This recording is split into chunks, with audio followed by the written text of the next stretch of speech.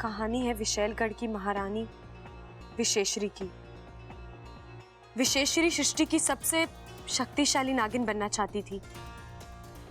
पूरी सृष्टि में ऐसा कोई ना हो जो उसका मुकाबला कर सके, लेकिन इतिहास साक्षी है, जब जब किसी ने सर्वशक्तिमान बनने की कोशिश की है, ईश्वर ने उससे बड़ी शक्ति को जन्म दिया है। विशेश्वरी के साथ भी यही हुआ। विशेश्वरी अपने लक्ष्य की ओर बढ़ रही थी कि एक खबर आई, इंसानी बस्ती में रहने वाले एक दंपति के घर एक बच्ची जन्म लेने वाली है। वो भी ऐसे दिव्य नक्षत्र में जो हजारों सालों में एक ही बार आता है। इस नक्षत्र के प्रभाव से वो बच्ची सृष्टि की सबसे शक्तिशाली, सबसे भाग्यशाली बच्ची बनेगी, जिसकी सबसे बड़ी ताकत होगी उसकी अच्छाई।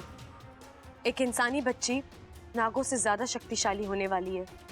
ये बात विशेश्वरी को राज नहीं आई। उसने विधाता की इस रचना को बदलने के लिए एक योजना बनाई।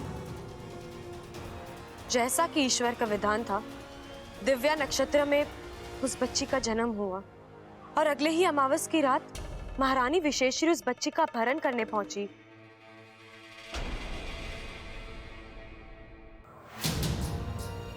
वो भविष्यवाणी सही थी। ये बच्ची वाकई में अद्भुत और दिव्य बच्ची लग रही है। ये पैदा भले ही इंसानी बस्ती में हुई हो, लेकिन पलेगी बढ़ेगी विशैलगढ़ में एक नागिन बनके।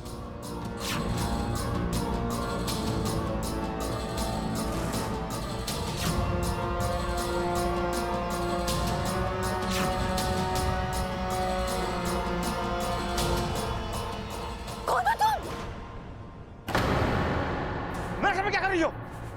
ये हमारी बच्ची को चुरा रही थी। क्या मेरी बड़ी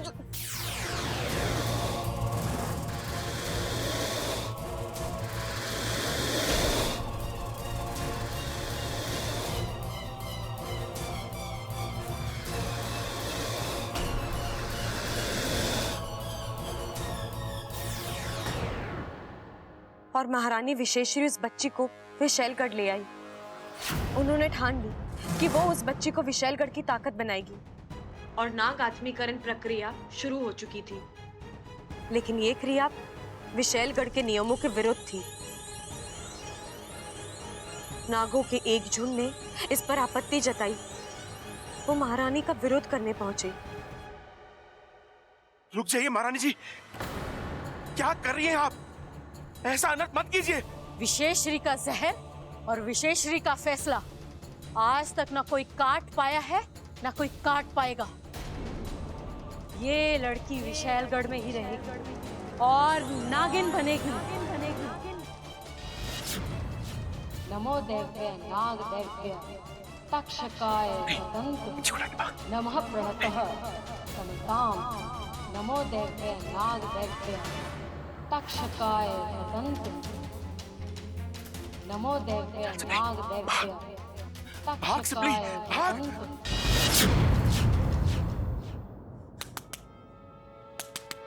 कोई है?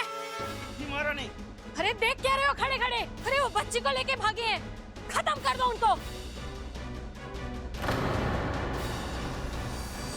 बच्चा मेरे को दे दे। रुक जा, रुक जा। छोड़ मुझे, छोड़ बच्ची को, छोड़ दो।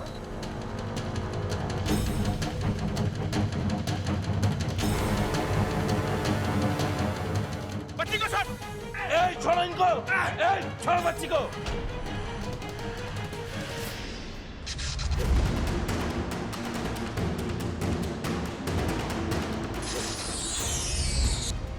सुपली, जल्दी चलो, जल्दी जल्दी कर। वो फिर से उस बच्ची को उसके माँ बाप से मिलवाना चाहते थे, लेकिन तब तक काफी देर हो चुकी थी। बच्ची इच्छाधारी नागिन बन चुकी थी। अब उसे फिर से इंसान बनाना तभी संभव था जब वो 21 साल की हो जाए। अब 21 साल तक इंतजार करना था। ऐसे में नागिन बनी उस बच्ची को ना इंसानी बस्ती में भेज सकते थे, ना उसे लेकर विशैलगढ़ वापस जा सकते थे।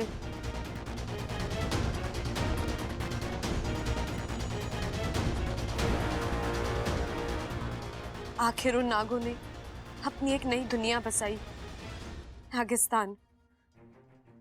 तभी से नागिस्तान और विशैलगढ़ की दुश्मनी चलती आ रही है।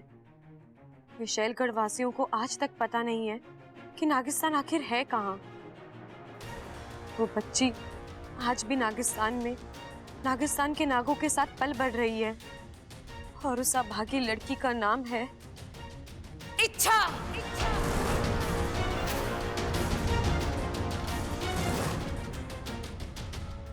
आखिर ऐसा क्या है इस किताब जो अपनी जान जोखिम में डालकर यहाँ तक चली आए?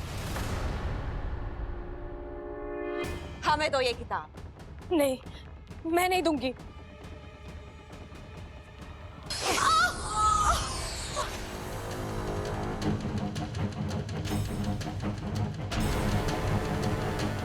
जल्दी से पढ़ो विश्वप्रीत, ऐसा है क्या इस किताब में? देखो, मैं यहाँ तुमसे लड़ने नहीं आई हूँ। मुझे बस ये किताब वापस दे दो। मुझे इस किताब का आखिरी पन्ना पढ़ना है, फिर मैं खुद यहाँ से चली जाऊंगी। यहाँ ना गाते तो अपनी मर्जी से, लेकिन जाते हमारी मर्जी से। तुम यहाँ से जिंदा वापस कभी नहीं जा पाओगी इच्छा। तुम यहाँ से जाओगी तो सिर्फ पाताल में।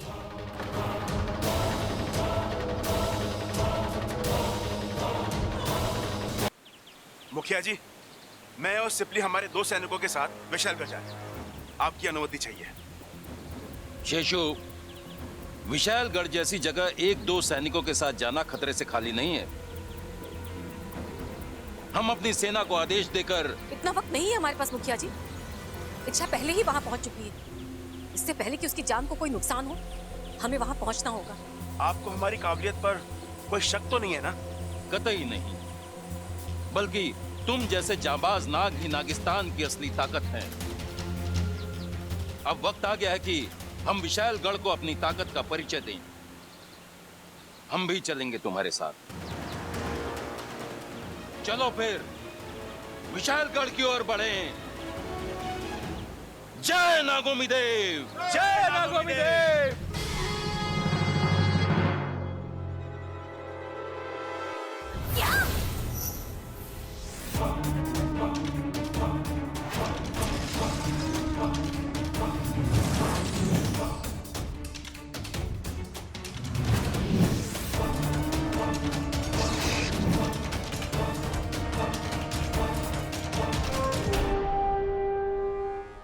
लगता है नागिस्तान वाले घुस आए।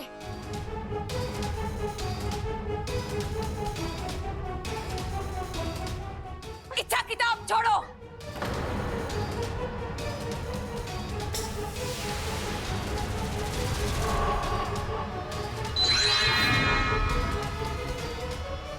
इच्छा या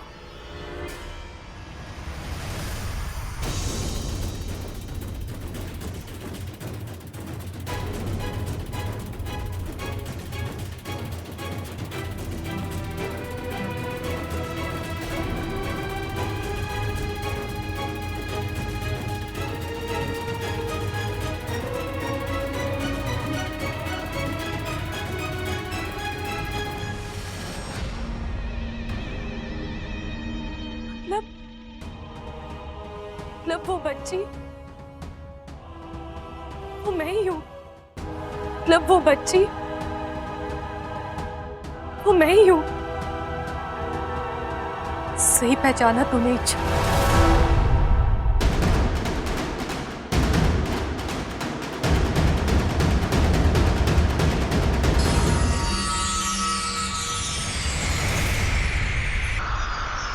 वो बच्ची तू ही है।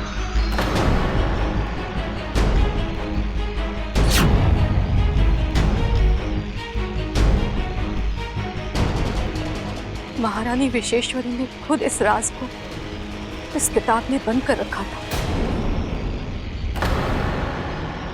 और कहा था कि यह किताब तुम्हारे अलावा कभी कोई नहीं खोल पाएगा।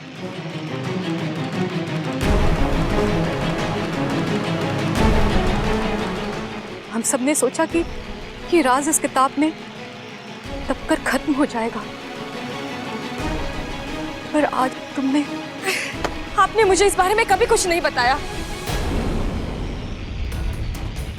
मैंने इस किताब में पढ़ा है इच्छा ही वो बच्ची है जिसकी वजह से विशैलगढ़ के 2 हिस्से हुए थे। इसी की वजह से नागिस्तान बना था और इसी की वजह से विशैलगढ़ की दहशत कम हो गई थी।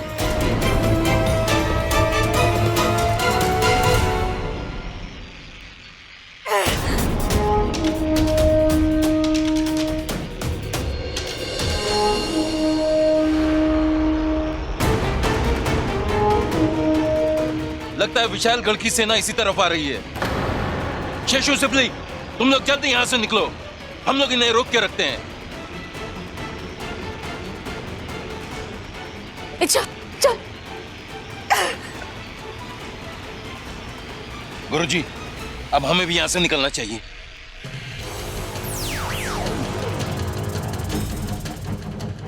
महारानी, अब ठीक तो है ना? अब आ रहे हो तुम लोग?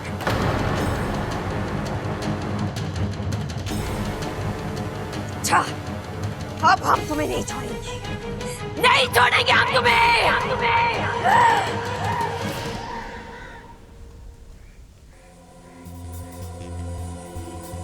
छोड़िए मेरा हाथ माँ। क्यों बचाया आपने मुझे? मर रही थी ना मैं, तो मरने दे दे। अच्छा, क्यों माँ? आपको वाकई में मेरी चिंता है? नहीं, नाटक कर रही हैं आप। क्योंकि अगर आपको मेरी चिंता होती तो आप मुझसे इतना बड़ा राज कभी नहीं छुपाती। ऐसा क्यों किया आपने माँ? क्यों मुझे नहीं बताया कि मुझे जन्म देने वाले आप नहीं कोई और है, जो इंसानी बस्ती में जिंदा है, जो अपनी बच्ची के लिए तड़प रहे हैं। इच्छा, तूने वो किताब पूरी पढ़ ली है ना? हाँ। और फिर भी तू हमसे ये सवाल कर रही है? चल मान ले हम तुझे सच बता भी देते तो क्या हो जाता? क्या तू उनके पास वापस जा सकती थी? उनसे मिल सकती थी? नहीं, 21 साल तरसती रहती उनसे मिलने के लिए। हम बस यही तो नहीं चाहते थे, इसलिए हमने तुझे अपनी बेटी माना। एक साधारण नागिन की साधारण जिंदगी दी तुझे। अब तू ही बता, हमने क्या गलत किया? क्या हमने तुझे सगे माँ बाप का प्यार नहीं दिया? क्या हमने तुझे अच्छे संस्कार नहीं दिए? एक पल के लिए हम थोड़े से स्वार्थी भी हो गए थे। तुझे सगी बेटी जैसा प्यार करते करते तुझे अपनी बेटी मानने लग गए थे। डरते थे कि कहीं तुझे सच्चाई पता चल गई तो तू हमें छोड़कर चली गई तो? हमारी ममता के आगे हम मजबूर थे। अब अगर फिर भी तुझे लगता है कि हम गलत थे तो ठीक है, तुझे जो फैसला करना है कर ले। इच्छा, सगे ना सही, हम तेरे माँ बाप जरूर थे, हैं। आज भी तेरे हर फैसले में हम तेरे साथ खड़े होंगे। चलो सिपली।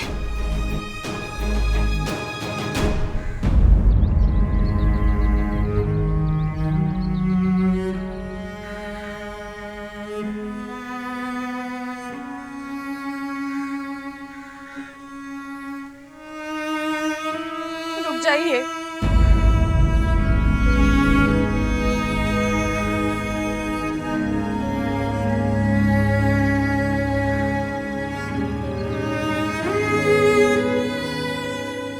मुझे बेटी कहते हैं ना, अपनी ही बेटी कब तक जान भी नहीं पाए। आपने ये कैसे सोच लिया कि सच्चाई जानने के बाद मैं आपको छोड़कर चली जाती? मैं नहीं जानती मुझे जन्म देने वाले मेरे माँ पिता कौन है, कहाँ है। मैंने उन्हें नहीं देखा। मैंने बचपन से देखा है तो बस आपको। मेरे लिए मेरे माँ पिताजी आप ही है और हमेशा आप ही रहेंगे। दुनिया की कोई मजबूरी, कोई गलतफहमी, कोई राज, कुछ नहीं आ सकता हमारे बीच। आप दोनों और मैं, ये परिवार है हमारा। मैं आप दोनों को छोड़कर कभी नहीं जाऊंगी, कहीं नहीं जाऊंगी। अब तो आपको तसल्ली हो गई ना, या फिर भी मैं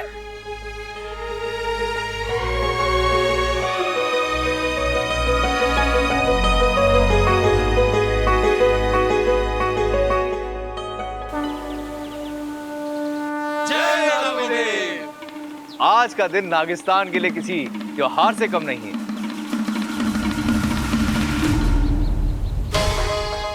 आज हमने फिर इच्छा को विशैलगढ़ से बचा लिया है।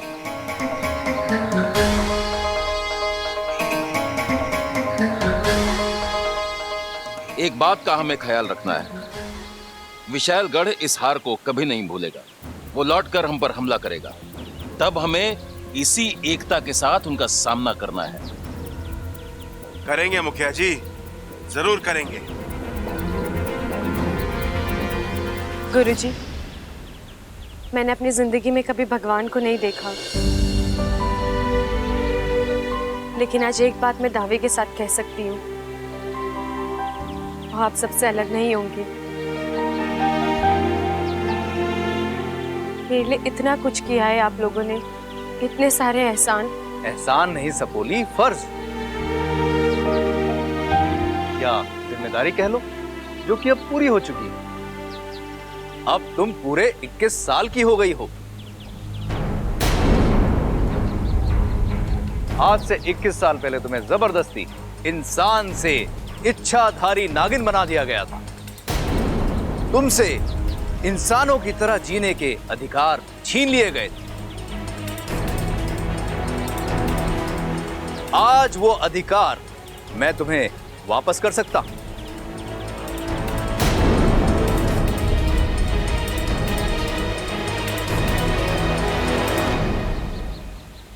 गुरुजी, इच्छा मैं तुम्हें नागिन से इंसान बना सकता हूं।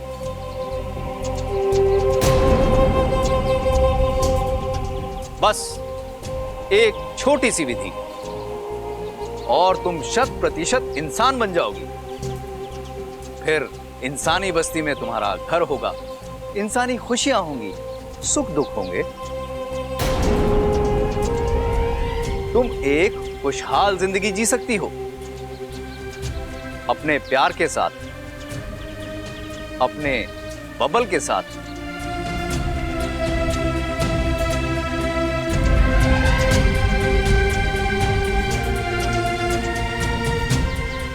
लेकिन इसके लिए तुम्हें एक चीज का त्याग करना होगा।